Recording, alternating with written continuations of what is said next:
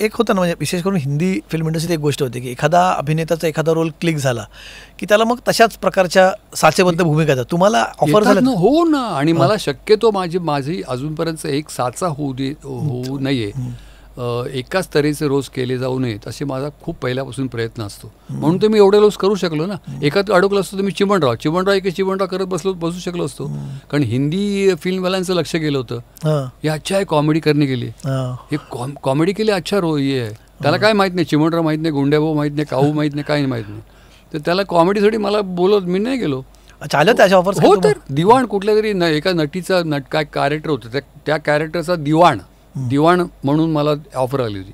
अशा वेळेला मी गांधींचा रोल सुद्धा खूप वेळा मला नंतर बोलवलं, सिरियलमध्ये वगैरे बोलवलं.